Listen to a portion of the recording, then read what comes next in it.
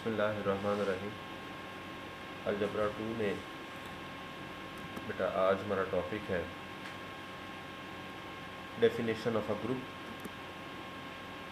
तो बहुत basic definition है, क्योंकि आगे हम वेक्टर स्पेसेस को पढ़ने जा रहे हैं, तो हमें ग्रुप का कॉन्सेप्ट अच्छी तरह से क्लियर होना बहुत ज़रूरी है। इसमें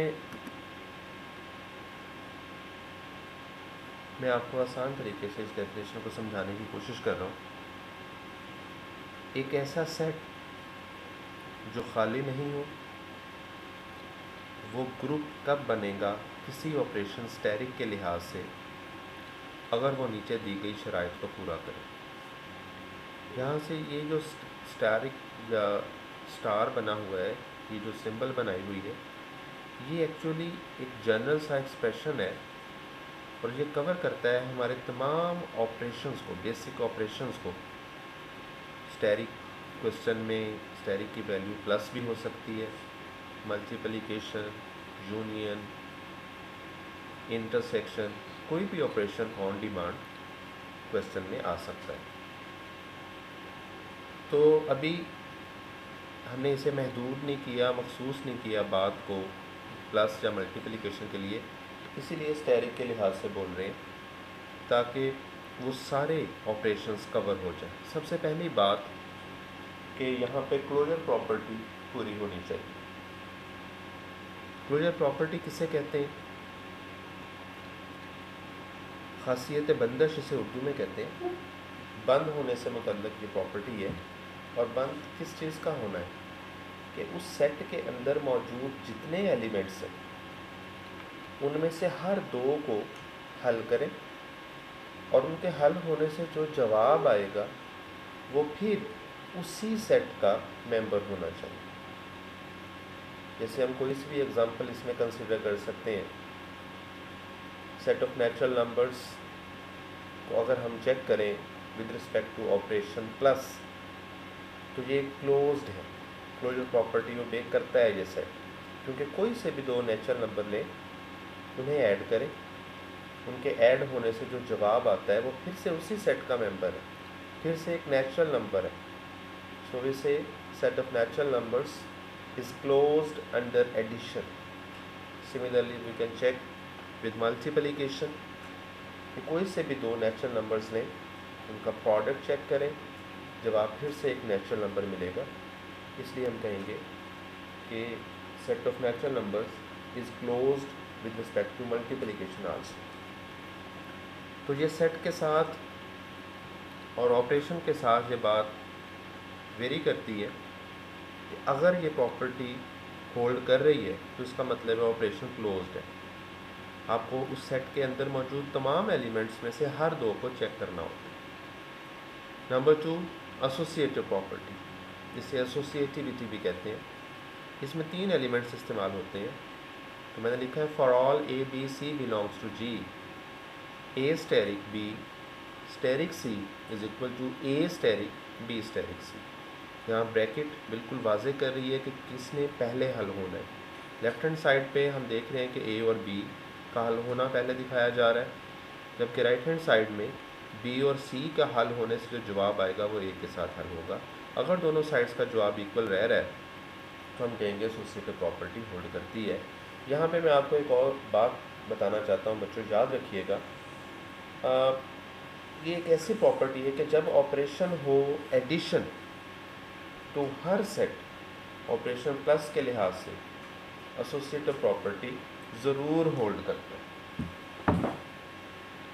हर सेट ऑपरेशन प्लस के लिहाज से एसोसिएटिव प्रॉपर्टी ज़रूर ओबे करता है। अगर ऑपरेशन स्पेसिफिक हो जाए या सेट बदल जाए तो फिर ये चेक करना पड़ता होता है। ठीक है। Number 3, existence of identity element. हम चेक करने जा रहे हैं कि ये सेट जी ग्रुप बनेगा कि नहीं। तो हमें उसकी तीसरी प्रॉपर्टी में ये देखना है कि क्या उसके अंदर आइडेंटिटी एलिमेंट है। आइडेंटिटी एलिमेंट एक ऐसा एलिमेंट होता है जिसकी ये सलाहियत है कि ये जिस किसी एलिमेंट के साथ हल हो उसे ही वापस जवाब में निकाल दें। मैंने हल होना कहा है, जमा, ज़रब या कुछ और ऑपरेशन हाईलाइट नहीं किया, तो ये ऑपरेशन के लिहाज से डिपेंड करेगा। तो ऐसा एलिमेंट जो किसी दूसरे एलिमेंट के साथ हल होके जवाब में उसे ही निकाल सके, जनरली आमतौर पर अगर हम ऑपरेशन प्लस की बात करें तो ये सलाहियत ज़ीरो के पास है, क्योंकि ज़ीरो एक ऐसा एलिमेंट है कि इसे किसी दूसरे एलिमेंट में ऐड करेंगे तो वही एलिमेंट जवाब में आ जाएगा। मल्टीप्लिकेशन के लिहाज से ये सलाहियत वन के पास है कि वन को जिस किसी एलिमेंट से मल्टीप्लाई करेंगे वही एलिमेंट वापस जवाब में आ जाएगा। तो यहाँ जनरली हम ये काम ई से ले रहे हैं। यहाँ मैंने लिखा है फॉर ऑल, ये किस चीज़ का सिंबल है? For all A belongs to G there exist E belongs to G, कि इस सेट के अंदर तमाम एलिमेंट्स के लिए एक ऐसा ई भी है सच दैट जो ये कंडीशन पूरी कर रहा है A asterisk E is equal to E asterisk A is equal to A. मतलब ये है कि इसे किसी के साथ भी हल करें या किसी को ला के इसके साथ हल करें, जवाब वही आना चाहिए जिसके साथ ये हल हो रहा है। ठीक हो गया बच्चों? Number 4, inverse of each element. Group बनने के लिए चौथी आखिरी और लाजमी शर्त ये है कि उस ग्रुप के अंदर उस सेट के अंदर मौजूद जितने एलिमेंट्स हैं उनमें से हर किसी का इन्वर्स भी उसी सेट के अंदर ही हो। सिर्फ ये नहीं देखना कि उस एलिमेंट का इन्वर्स एग्जिस्ट करता है या नहीं, करता होगा लेकिन उस सेट के अंदर मौजूद है या नहीं। अब मैं बात करूं सेट ऑफ नेचुरल नंबर्स की, टू का एडिटिव इन्वर्स यानी कि ऑपरेशन प्लस के लिहाज से बात करें तो -2 है। अब मैं ये नहीं कह रहा कि 2 का इन्वर्स नहीं होता, 2 का इन्वर्स -2 है, लेकिन उस सेट ऑफ नेचुरल नंबर के अंदर नहीं है। तो हम यहाँ ये कहेंगे कि सेट ऑफ नेचुरल नंबर के अंदर मौजूद तमाम एलिमेंट्स का इन्वर्स उसके अंदर नहीं है ऑपरेशन प्लस के लिहाज से। ऐसा ही मल्टीप्लिकेशन के लिहाज से भी है, जहाँ हो वहाँ हम कहेंगे कि ये प्रॉपर्टी पूरी हो रही है। और ये नहीं कि चंद एलिमेंट्स का इन्वर्स हो और किसी एक का ना हो, तमाम का होना चाहिए। सेट के अंदर जितने एलिमेंट्स हैं सबका इन्वर्स उस दिए गए ऑपरेशन के मुताबिक जो इन्वर्स है उसका वो उसी सेट के अंदर मौजूद होना चाहिए। इसलिए लिखा है for all A belongs to G there exist A prime belongs to G such that A into A prime is equal to A prime into A is equal to E.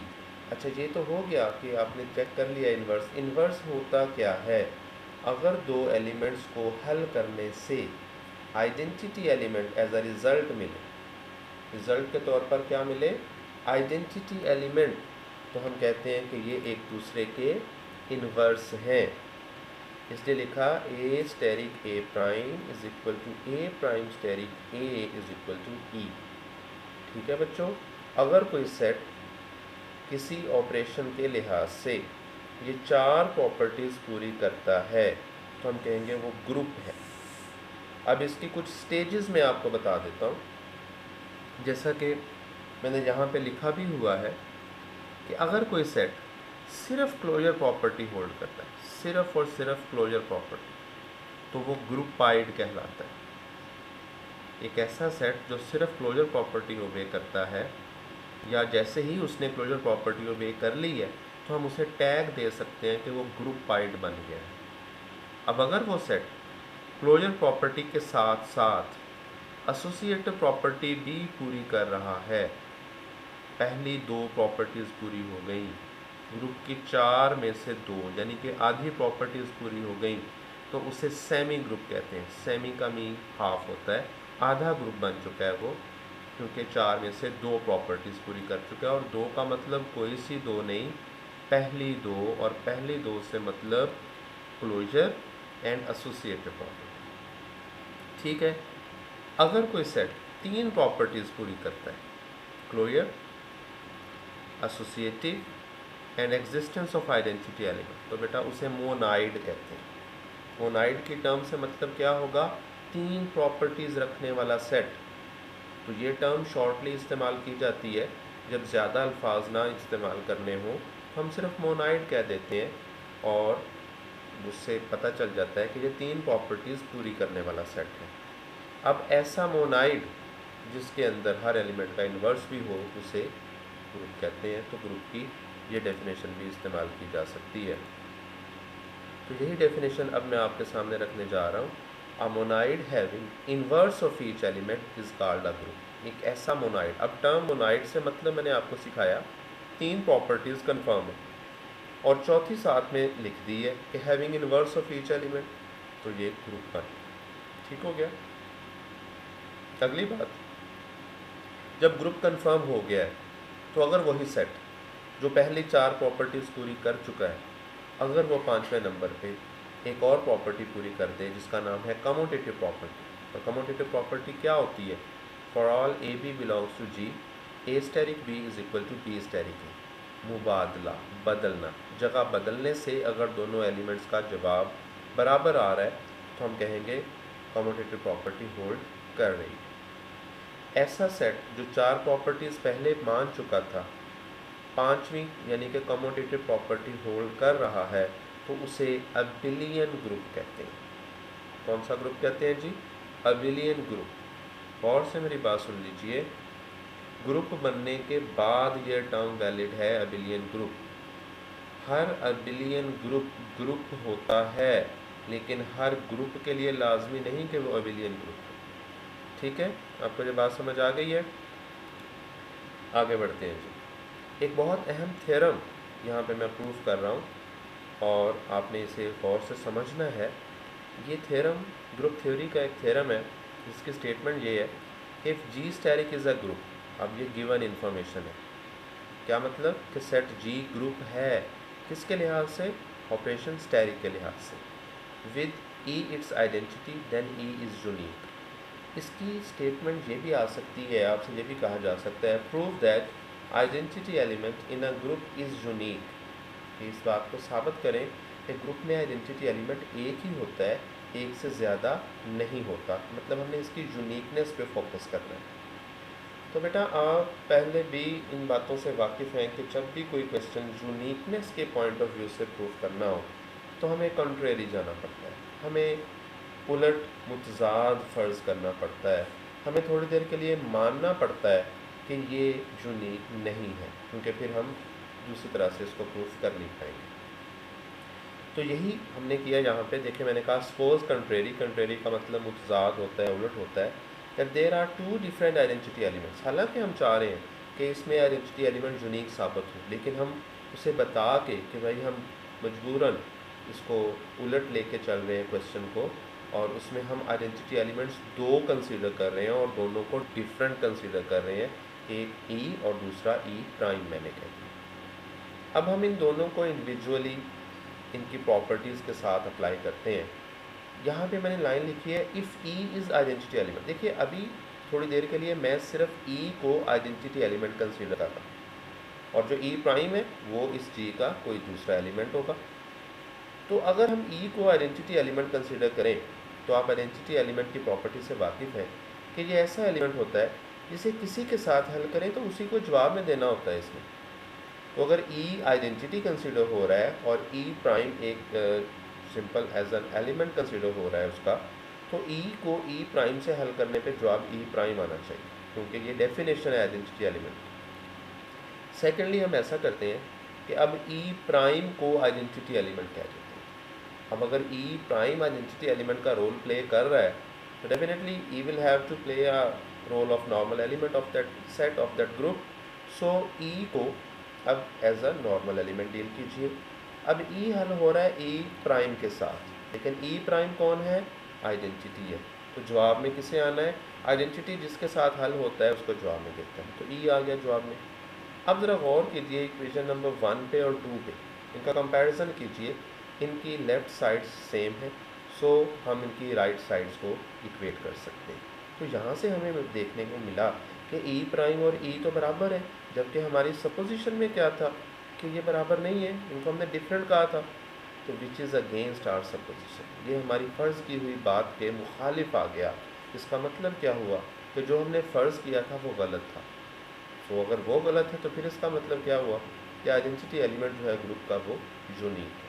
ठीक है, समझ आ गई है बेटा? बिल्कुल इसी तरह से एक थ्योरम आप लोगों ने और प्रूफ करना है, और ये मैंने असाइनमेंट के तौर पर आप लोगों के लिए रखा है इसकी स्टेटमेंट को समझिए। If G asterisk is a group, almost same condition है एज लाइक प्रीवियस थ्योरम। और यहाँ पे क्या है कि and A belongs to G, A उसका कोई एलिमेंट है, then there is a unique inverse of A in G. हमने ये साबित करना है कि इस ग्रुप के अंदर ये जो एलिमेंट ए है इसका इन्वर्स एक ही है, एक से ज़्यादा नहीं है। इन्वर्स हर एलिमेंट का होता है, लेकिन हर एलिमेंट का इन्वर्स एक ही होना चाहिए, एक से ज़्यादा नहीं होना चाहिए। तो ये जो आइडिया मैंने आपको पिछले प्रूफ में दिया है, यूनिकनेस को कैसे कंट्रेरी साइड पे जाके प्रूफ करते हैं, बच्चों आपने इसे प्रूफ करना है उसी स्टाइल से, उसी मेथड से, और मुझे एज अ असाइनमेंट आपने सबमिट करवाना है। ठीक है, बाकी कोई मसला होगा तो कल के सेशन में पूछ लीजिएगा। बहुत शुक्रिया, अल्लाह हाफ़िज़।